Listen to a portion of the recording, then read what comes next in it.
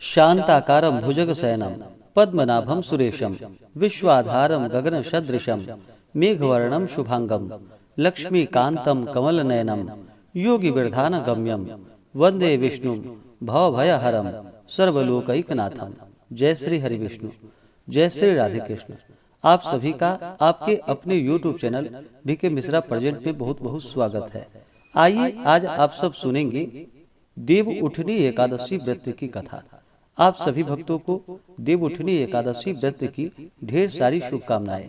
आप सभी के जीवन में लक्ष्मी नारायण की कृपा से आप सभी को सभी प्रकार के सुख और समृद्धि की प्राप्ति हो। कार्तिक माह के शुक्ल पक्ष में पड़ने वाली एकादशी को इस दिन को देव उठनी एकादशी, देव प्रबोधनी एकादशी, हरि प्रबोधनी एकादशी आदि नामों से जाना जाता है। जो भी भक्त सच्ची श्रद्धा के साथ नियम और निष्ठा के साथ देव उठनी एकादशी का व्रत करते हैं, इस दिन भगवान विष्णु, माता लक्ष्मी का, भगवान श्री कृष्ण का पूजन करते हैं, तो इस व्रत के प्रभाव से व्यक्ति के सभी प्रकार के पापों का नाश होता है। और यह व्रत जो कि 1000 अश्वमेध यज्ञ के बराबर पुण्य फलों को प्रदान करने वाली है तथा 100 राजसु यज्ञों का फल इस व्रत को करने से प्राप्त हो जाता है। 4 महीनों के लिए जो योग निद्रा में चले जाते हैं, वह देव उठनी एकादशी के दिन भगवान जागृत होते हैं और इस दिन भगवान का पूरे विधि विधान के साथ पूजन किया जाता है। बहुत से जगहों पर जो कि एकादशी तिथि के दिन और विशेष करके द्वादशी तिथि के दिन भगवान विष्णु के भगवान शालिग्राम स्वरूप के साथ तुलसी माता का विवाह संपन्न करवाया जाता है।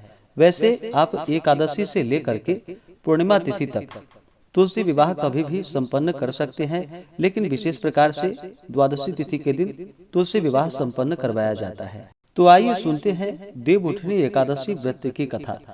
अगर आप एकादशी व्रत के उपलक्ष्य में ब्राह्मण दक्षिणा, अन्नदान, वस्त्रदान आदि के लिए देना चाहते हो, तो आप अपनी श्रद्धा और सामर्थ्य के अनुसार हमें डिस्क्रिप्शन में जाकर के वहां से गूगल पे, फोन पे या अकाउंट नंबर के माध्यम से आप अपने श्रद्धा और सामर्थ्य के अनुसार हमें ब्राह्मण दक्षिणा प्रदान कर सकते हैं।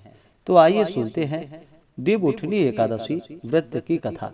तो बोलिए प्रेम से भगवान विष्णु की जय, माता लक्ष्मी की जय, एकादशी माता की जय, भगवान श्री कृष्ण की जय, तुलसी माता की जय, भगवान शालिग्राम की जय, सर्वदेवी देवता की जय।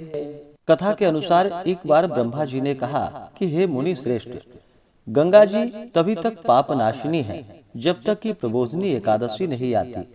तीर्थ और देवस्थान तभी तक पुण्य स्थल कहे जाते हैं जब तक प्रबोधनी का व्रत नहीं किया जाता।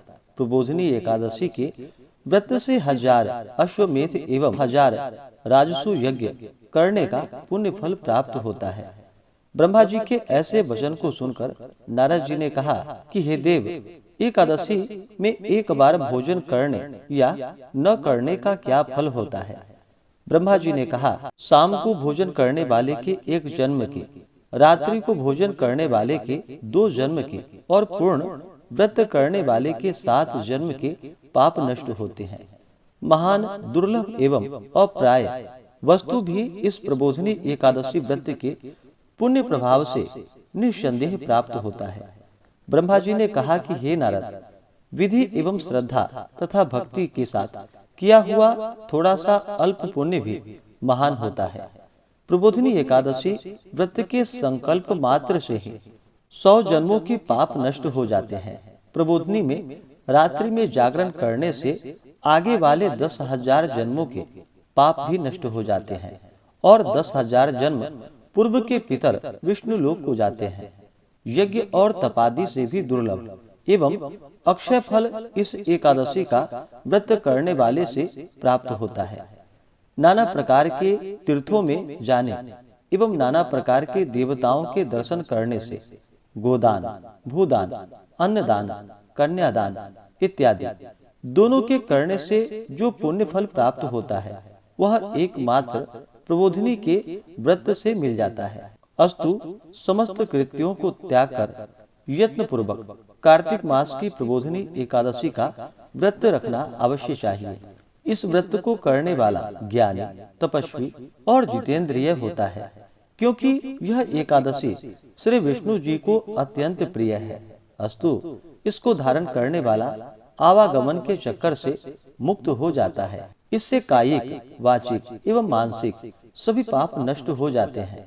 एकादशी में भगवान नाम पर किया हुआ दान, पुण्य और शुभ कार्य अटल और अक्षय होता है। इस व्रत के करने वाले पर भगवत कृपा होती है और वह विश्व में विस्तृत हो जाता है। जीवन के समस्त पापों को यह हरि प्रबोधिनी नष्ट करती है। इसके व्रत का पुण्य फल महान और अक्षय है। जो लोग प्रबोधिनी का व्रत कर भगवान विष्णु की कथा को सुनते हैं, उनके समस्त पाप नष्ट हो जाते हैं। कार्तिक की प्रबोधिनी एकादशी का व्रत कर भगवत कथा सुनकर ब्राह्मण को दक्षिणा एवं दान देने से सप्तद्वीप एवं सप्त वसुंधरा दान देने से भी सहस्त्रों गुना अधिक फल होता है। नारद जी ने ब्रह्मा जी से इतनी कथा सुनकर प्रश्न किया कि हे प्रभु, कृपा कर इस व्रत का विधान वर्णन कीजिए। ब्रह्मा जी बोले, 10वीं एकादशी को निद्रा त्याग ब्रह्म मुहूर्त में नित्य कर्म से निवृत्त हो कुआं, तालाब अथवा नदी में स्नान कर भगवान का स्मरण करे कि मैं आज एकादशी का व्रत रखकर भूखा रहूंगा। आप मेरे एवं मेरे संकल्प की रक्षा कीजिए। इस प्रकार संकल्प कर व्रत रख विष्णु भगवान की समुचित पूजा कर भगवान के समीप भजन एवं कीर्तन करे तथा रात को जागे। कंजूसी को छोड़कर नाना प्रकार के सुगंधित पुष्पों एवं सुस्वादु फलों से भगवान का पूजन करे। शंख द्वारा भगवान को अर्घ्य दे। अगस्त पुष्पों द्वारा पूजन करने वाले एवं बिल्व पत्रों से पूजन करने वाले अनायास ही मुक्ति लाभ करते हैं। कार्तिक मास के शुक्ल पक्ष की प्रबोधिनी नामक एकादशी का व्रत रखकर भगवान का पूजन तुलसी दलों द्वारा करने से सहस्त्र जन्मों के पाप नष्ट हो जाते हैं। कार्तिक मास में तुलसी का पौधा लगाने, उसे सींचने, सेवा करने तथा दर्शन करने मात्र से जन्म जन्मांतर के पाप नष्ट हो जाते हैं। जिनके घर में तुलसी वृक्ष उगता है, पलता है तथा फलता है तथा फूलता है, उसके कुल में जो उत्पन्न हो गए और जो हैं एवं जो होंगे, वे समस्त विष्णु लोक के वासी होंगे। कदम्ब पुष्पों द्वारा भगवान का पूजन करने वाले यम यातना को नहीं भोगते, क्योंकि भगवान विष्णु कदम्ब के फूलों को देखते ही प्रसन्न हो जाते हैं। जो श्रद्धा भक्ति समेत गुलाब पुष्प समर्पित कर भगवान का पूजन करते हैं, वे अनायास ही मुक्ति को प्राप्त कर लेते हैं। और जो मौल श्री और अशोक के पुष्पों को अर्पण कर भगवान की पूजा और ध्यान करते हैं, वे संसार में जब तक सूर्य और चंद्रमा अवस्थित है तब तक शोक रहित हो आनंद पूर्वक निवास करते हैं। श्वेत एवं लाल कनेर पुष्पों द्वारा पूजा करने वाले से भगवान अत्यंत ही प्रसन्न होते हैं। तुलसी दल द्वारा भगवान की पूजा करने वाले से भगवान सहस्त्र गुना अधिक प्रसन्न होते हैं। जो प्रयत्नशील प्राणी शमी पत्रों द्वारा इस एकादशी में भगवान की पूजा करता है, वह यमराज के पास से मुक्त हो जाता है तथा चंपक पुष्पों द्वारा भगवान की पूजा करने वाला जन्म मरण से रहित हो जाता है। स्वर्ण निर्मित केतकी पुष्पों द्वारा भगवान की पूजा करने से कोटि कोटि जन्मों के पाप नष्ट हो जाते हैं। श्वेत, पीत एवं लाल कमल सुगंधित फूल लाकर जो भगवान को अर्पण करते हैं, वह श्वेत, पीत एवं लाल द्वीपों में वास करते हैं। इस प्रकार भगवान का पूजन कर वह रात्रि जागरण कर प्रातः काल बहने वाली नदी में स्नान कर प्रातः ही समस्त क्रिया वही समाप्त कर घर में आकर फिर भगवान की पूजा करे और व्रत की पूर्ति के लिए ब्राह्मण भोजन करा करके और ब्राह्मणों को दक्षिणा दे। मीठे वचनों से उनकी विनय करके प्रार्थना करके उन्हें गोदान करे, अन्नदान इत्यादि दे और उन्हें संतुष्ट करे। भगवान को प्रसन्न करने के लिए ब्राह्मणों को भूयसी दक्षिणा दे। उन्हीं के सामने व्रत को समाप्त कर पारण करे और यथाशक्ति ब्राह्मणों को दक्षिणा दे। रात में कथा सुनाने वाले एवं कीर्तन करने वाले ब्राह्मणों को भी भली प्रकार स्वर्ण युक्त बैलों की जोड़ी का दान करे। धात्री से स्नान करने वाले को दही और मधु दान करना चाहिए। तेल के स्थान में घी और घी के स्थान में दूध का दान करना चाहिए। भूमि पर शयन करने वाले को शैया दान करनी चाहिए। मौन व्रत धारण करने वाले को सोना और तिल दान देनी चाहिए। केश धारण करने वाले को दर्पण दान करना चाहिए। जूता न पहनने वाले को जूता दान करना चाहिए। देव मंदिर में दीपक जलाने वाले को सोने एवं तांबे का दीपक घृत सहित दान करना चाहिए। जो दिन के अंत में रस भोजन करने वाले हैं उनको स्वर्ण एवं वस्त्रालंकार समेत 8 घड़े दान करना चाहिए। यदि पूर्व कथित दान करने की शक्ति न हो तो ब्राह्मणों को वचनों द्वारा संतुष्ट करना चाहिए। चातुर्मास मास में त्यागी हुई वस्तुओं के पुनर्ग्रहण करने में उपरोक्त रीति अनुसार दान करना चाहिए। विघ्न रहित चातुर्मास व्रत पूरा करने वाले को संपूर्ण ऐश्वर्य प्राप्त होते हैं और जो व्रत को नहीं पूर्ण कर सकते हैं वह नरकगामी होते हैं। एकादशी व्रत कथा के अनुसार एक राजा के राज्य में सभी लोग एकादशी का व्रत रखते थे। प्रजा तथा नौकर चाकर से लेकर के पशुओं तक को एकादशी के दिन अन्न नहीं दिया जाता था।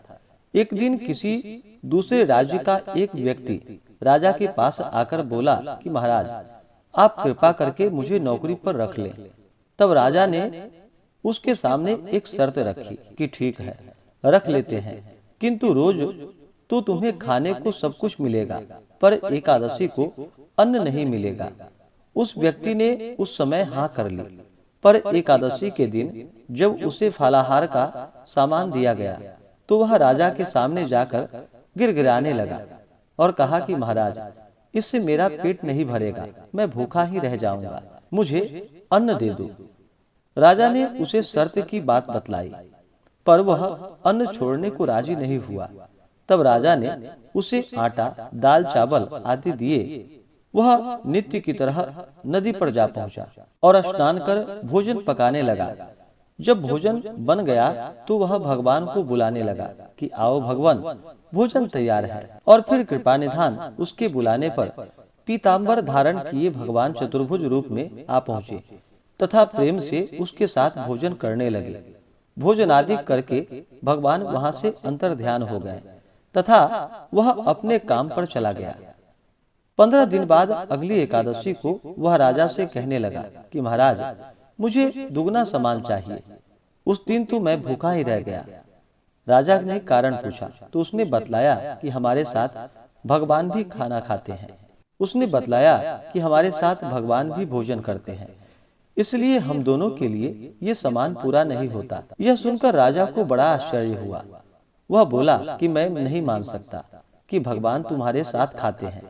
मैं तो इतना व्रत रखता हूँ, पूजा करता हूँ, पर भगवान ने मुझे कभी दर्शन नहीं दिए। राजा की बात को सुनकर वह बोला कि महाराज, यदि आपको विश्वास ना हो तो आप साथ चलकर देख लें। राजा एक पेड़ के पीछे छिपकर बैठ गया। उस व्यक्ति ने भोजन बनाया तथा भगवान को शाम तक पुकारता रहा, परंतु भगवान न आए। अंत में उसने कहा कि हे भगवान, यदि आप नहीं आए तो मैं यहीं पर नदी में कूदकर अपने प्राण को त्याग दूंगा। फिर भी भगवान नहीं आए। तब वह प्राण त्यागने के उद्देश्य से नदी की तरफ बढ़ा। प्राण त्यागने का उसका दृढ़ संकल्प देखकर भगवान प्रकट हो गए और उसे रोक लिया और फिर साथ बैठकर उसके साथ भोजन किया। खा पीकर वे उसे अपने विमान में बिठाकर अपने धाम को ले गए। यह देखकर राजा ने सोचा कि व्रत उपवास से तब तक कोई फायदा नहीं होता जब तक मन शुद्ध ना हो। व्यक्ति का मन पवित्र होना चाहिए, शुद्ध होना चाहिए, तभी जाकर के भगवान अपने भक्तों पर प्रसन्न होते हैं। इससे राजा को ज्ञान प्राप्त हुआ। वह भी मन से व्रत उपवास करने लगा और अंत में भगवान की कृपा से उसे स्वर्ग की प्राप्ति हुई। तो बोलिए प्रेम से भगवान विष्णु की जय, माता लक्ष्मी की जय। इसी प्रकार से जो भी भक्त सच्ची श्रद्धा के साथ, नियम और निष्ठा के साथ देवउठनी एकादशी का व्रत करते हैं, भगवान का पूजन करते हैं, कथा श्रवण करते हैं, व्रत में नियमों का पालन करते हैं, इससे भगवान अपने भक्तों पर अति प्रसन्न होते हैं और अपना कृपा प्रदान करते हैं। इस बार देवउठनी एकादशी का व्रत जो कि 23 नवंबर 2023 दिन गुरुवार को किया जा रहा है। एकादशी तिथि प्रारंभ समय 22 नवंबर 2023 दिन बुधवार रात्रि 11:06। एकादशी तिथि की जो समाप्ति है वह 23 नवंबर 2023 दिन गुरुवार रात्रि 9:04 पे और द्वादशी तिथि की समाप्ति जो कि 24 नवंबर 2023 दिन शुक्रवार को शाम 7:09 पे है। एकादशी व्रत का पारण जो कि हरिवासर समाप्त होने के बाद करना चाहिए। हरिवासर का समय द्वादशी तिथि का पहला चौथाई हिस्सा हरिवासर का होता है। इसके समाप्ति के बाद ही व्रत का पारण करना चाहिए। तो पारण का जो समय होगा वह समय 24 नवंबर दिन शुक्रवार को सुबह 6:51 से सुबह 8:57 तक व्रत का पारण किया जाएगा। एकादशी तिथि के दिन सूर्योदय का जो समय है वह समय सुबह 6:20 और सूर्यास्त शाम 5:08। 23 नवंबर को राहु काल का समय दोपहर 1:05 से दोपहर 2:26 तक होगा। 24 नवंबर को सुबह 10:23 से सुबह 11:45 तक राहु काल का समय होगा। राहु काल समय के दौरान कोई भी शुभ कार्य या नया कार्य नहीं करना चाहिए। यह लाभप्रद नहीं होता है, इस बात का ध्यान रखें। नक्षत्र जो कि एकादशी तिथि के दिन उत्तर भाद्रपद नक्षत्र शाम 5:16 तक होगा।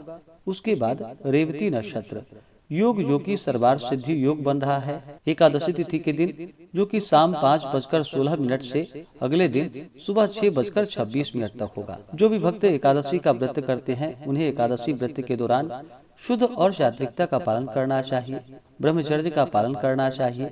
व्रत के दौरान किसी के ऊपर क्रोध नहीं करनी चाहिए। अपने मन में किसी के प्रति ईर्ष्या या द्वेष का भाव नहीं लाना चाहिए। पूर्ण श्रद्धा भक्ति भाव के साथ भगवान का पूजन करना चाहिए, कथा श्रवण करनी चाहिए, आरती करनी चाहिए। इस दौरान ओम नमो भगवते वासुदेवाय आदि मंत्रों का जप करना चाहिए।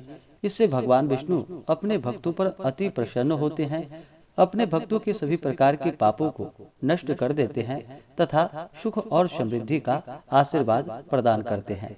अगर आप सब विशेष प्रकार से देवउठनी एकादशी व्रत के पूजन विधि के बारे में जानना चाहते हो तो उसका वीडियो अलग से चैनल पे अपलोड है, आप वहां से जाकर के जानकारियां को प्राप्त कर सकते हैं।